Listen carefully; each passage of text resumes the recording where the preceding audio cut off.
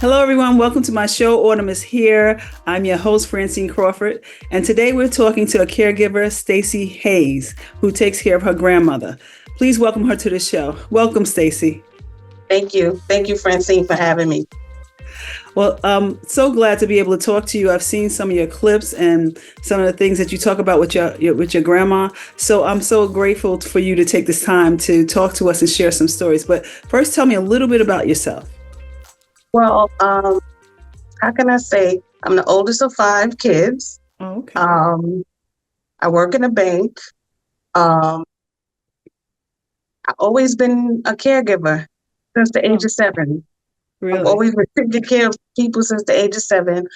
Um, I aspire to actually get into the healthcare field Really? with this experience with my grandmother. Yes. Yes. So I'm looking to shift from banking of 30 years into healthcare. Really? Oh, that's Yeah. interesting. That's Yeah, interesting. So it has inspired you. it has. It has. Good, good, good, good, good. Well, tell me a little bit about your grandma and how did you become her caregiver? Okay, so my grandmother is a feisty, independent woman. She's 98. And how I became her caregiver was I actually moved in with her when she was 96 because she was living alone and I felt that she should not be alone. I was only working 10 blocks away from her home. So one day I came here and she was like, well, won't you spend the night? So I spent the night.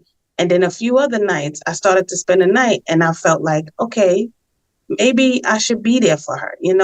So how I became the caregiver is when she went to the hospital. She was complaining of chest pain. So we took her to the hospital. We had to make a decision whether or not to get her a pacemaker. So we got her the pacemaker. She stayed in the hospital for 9 days, came home, and that's when I was notified that she had dementia because I didn't know. Okay. And I don't even think our family knew, but that's when it really came out. So from that time of her getting the surgery, when she came home and after she recovered from, that, the signs started to come out. And I was like, wow, it was like overnight to me. She Okay. turned 97 on June 15th. Mm-hmm. And 7 days she was in the hospital for like 9 days.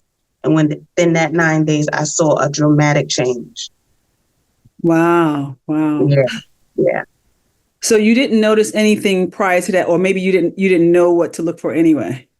Right. I didn't know what to look for. She did tell me at times that she would see people. So I looked up her different medicines and they said with the medicines that she was taking that, side effect could be hallucination. So I was like, okay. But when she said she wanted to go to the hospital because something didn't feel right, that's when everything came out. Mm. Okay. Okay. Well, so after that, when that happened, did you get any help, like education on what she had? Did you look into that, or did they offer it? They didn't really offer it at all. Everything I've learned was through looking at your videos, checking out TikTok, YouTube, and just seeing different things about dementia. Okay. Did they offer any medicine? They said they didn't want to give her any psychotic medicine because when she was in the hospital, she was doing a lot of strange things. And they said they didn't want to give her any medicine for that. Okay. Okay. Mm-hmm. Yeah. So first of all, what is Nana's name? Her name is Esther May. Esther. Mhm. Okay. Mhm. Okay. So you decided to move in with her? Yeah, yeah. I Oh. was actually living with her prior to the dementia. So Mm. it was just me and her just having a good time. Uh-huh. I could go out and she could be home alone. But once she had the pacemaker and then dementia, the symptoms really started coming out, the signs started coming out, then that's when it was like, I come from work, come home, and that's it. Oh, wow. Okay, so do you have any other family help? Yes, I do. My siblings helped They me do. tremendously. Yes. Oh, awesome. That's Yeah. great. That's Yeah. great. That's great. Hmm. So, what are some of your experiences that you have with your grandma? Like sometimes it can be a little scary to and try to adjust to how she is now because she probably acts a lot differently than she did before. So, what is your experience? Well, my experience now is that when she first started, it was, I didn't know what was going on. Like I tried to explain to her, no, grandma, this is your house. She wouldn't take that. This is not my house. Stop telling me this is my house. I don't live here. I want to go home. Or we'll talk about something and I try to reason with her and she'll be like, no, that's it. She'll talk about somebody taking her money. And I'm like, grandma, nobody's taking your money. So I knew that wasn't her. Hmm. So, and I also learned that when she started asking those questions was during the sundowning time. Okay. I, and when I learned what that was, I said, oh, okay. So once I learned that, and it took me 10 months to learn it, Mm. for 10 months straight, every night my grandmother would say, I want to go home. And when I tell her we can't go, it was so bad. Okay. Like that's when the name calling was coming out. That's when she would try to walk out. That's when the screaming would happen as if somebody was hurting her, like Oh. screaming to the top of her lungs. And that would scare me so Hmm. bad. Like I slept for 10 months with a body filled with anxiety. Like, when someone scares you and you get that feeling, Right. that's how I slept for 10 months straight. Oh, wow. Yeah, it Wow. was, it was tough. Wow. So and emotionally at that time, emotionally, how did that feel with you? Oh, it wasn't good at all because I was like, this is not my grandmother, Mm-hmm. you know, and there was nothing I could do. I didn't know what to do, Right. to hear her screaming, to hear her telling me I'm not doing anything for her, to hear her, just telling people on the phone, like, this is not right when y'all gonna come get me, or she'll be, uh, one time she even yelled out the window, I'm over here, y'all come get me, I'm on the corner. So Oh, it was really, really bad. Really, wow. Wow. yeah, it was a time. Yeah. Yeah. Okay. And Yeah. so you've been with her for how long now? Now September is gonna be 2 years. 2 years. Okay. Hmm. So Hmm. have you been able to by the things that you learned or any help that you got support, have you been able to kind of adjust a little better to meet her where she's at?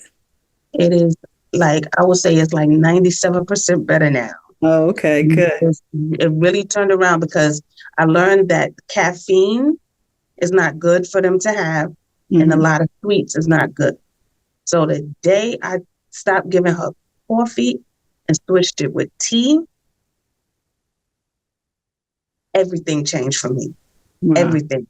And Wow. when she started to say, I want to go home, one day she said that to me and I said, God, what to do? He said, take her outside. So whenever she say, I want to go home, we go outside.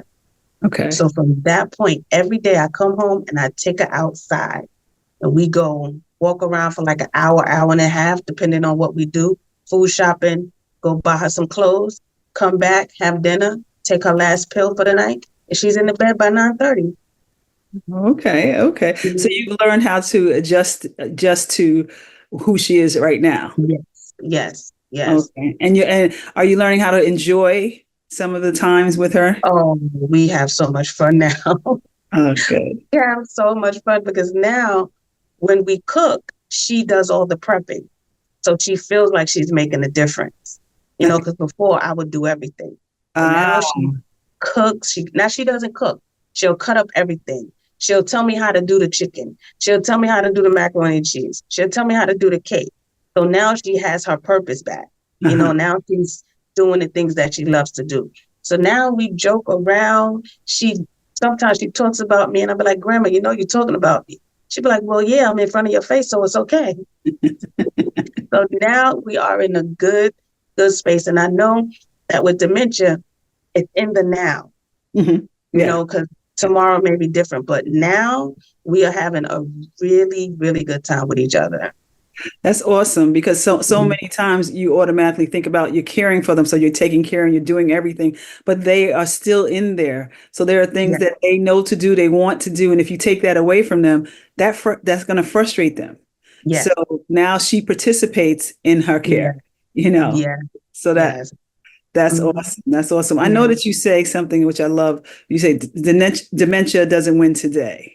Does not win. Dementia doesn't win. It Explain doesn't. what that means. It means that even though the person has dementia, we don't have to live like that's the end of it for them. You Mhm. know, what I'm learning is let her be who she is. She loves to cook. She loves to make sure her house is clean. She loves to make sure that laundry is done every day, every week. So what happens is we're doing the laundry tomorrow. So tomorrow she's going to get up, she's going to separate the clothes. And then we go to the laundry. So Awesome. I'm just allowing her to be who she is. And it's the funniest thing. Like she the other day I took her to the supermarket and I took the wheelchair and I bumped it up against one of the refrigerators, right? So the next day we go out. She said, "Well, you know, you embarrassed me yesterday." I said, "What did I do?" She said, you hit the refrigerator." I said, "Oh, grandma, I made a mistake." Then she gonna say, "Then you walked your fat ass off." Tell you, that cracked me up. Now, if this was 10 months ago, I would have been upset. But that cracked me up. And what I loved about it was she remembered, Uh-huh. she knew when it happened, and Right. she knew how it made her feel. Okay. So Yeah. for her to tell me that a few days later, it was everything for me. Even though she called me a fat ass, it was it was so funny, but I loved it. I loved every minute of it. Awesome. Awesome. Mm-hmm. Did you, what would you say to someone else who may be in this situation or has an older relative that they may have to take care of? What would you say to them? Is there anything that you would give them, any kind of advice or things to look out for or something that you've learned? What I've learned is don't take it personal. Mm, What I've learned is that we have to meet them where they are. So whatever type of conversation that they're having, even if it's off the wall, do not reason with them. Go with the flow of the conversation mhm. and allow them to be who they are, in reason. If it's going to hurt them, you're not going to let them do it. But if they want to separate the clothes, if they want to beat up the eggs for the cornbread, whatever it is that they want to do to make them feel like they matter, that's what we have to do. Okay. Okay. Yeah. Awesome. Awesome. So when she's with you now, does she get up in the middle of the night? Is she still having sundown? Or Sometimes she does. Like last night, she got up in the middle of the night because she thought her sons were here. So I had to tell her, and I sleep with her. So just when she gets up, I want to be in the room with her. Mhm. So when that happens, I just let her know, no, grandma, they went home. It's just me and you. And then she'll say, okay, okay. And then she'll get back in the bed. Okay, so she's learned how to trust you. Yeah, Yeah. yeah. Oh, that's Because good. in the beginning, it was days where at least 5 days where she stayed up for 24 hours. Wow. Yeah, 24 hours. And that was the time when she said this was not her place. And she said, no, I'm not sleeping in that room. I'm not sleeping in that bed. So Mhm. literally, she has been up for like 24 hours. Okay. Yeah, but we don't have that issue anymore. Come like 8:45, she'll be Mhm. like, you ready for bed? I was like, yeah, you ready for bed? Then take her medicine. She get in the bed and it's a good night. Oh, okay. It's so Mhm. wonderful how this has developed, how you have, Yeah. you had to learn and change and whatever. And, in the beginning, of course, it was scary and you didn't know what to Oh, do. yeah. But now you're adjusting to it and Yeah. you're enjoying the moments with her. Yes, You yes, kind of yes, have that yes. moment together. You have that, you're sharing together, which is great, which is great. Yeah. Hmm. Is there Yeah. anything else that you would like to share? Um, just that every person may not experience being a caregiver for someone with dementia, and that's awesome. But I think we all should know what it is, to know the signs, to know how to get help for yourself as the caregiver, because it seemed like now dementia is everybody. Mhm. When we were younger, we didn't hear about this, Right. but now you're just hearing it too much, even people in their 50s. So I think if we educate ourselves before it hits whoever is around us, I think we would be more prepared with taking care of them and not going through as much stress as we do. Okay. Yeah, that's a good point. Just understand everything, as early as we can. Yeah. That's awesome. Well, thank Yeah. you so much. Thank you so much for spending time with us on Autumn is Here and sharing your story with us. I'm sure that you're going to have some more wonderful moments with your grandmother, and she's lucky to have you. Thank you so much. And thank you for allowing me to share my experience. I hope it helps someone. I'm sure it will. I'm sure it will. All right. Good night. Okay. Good night.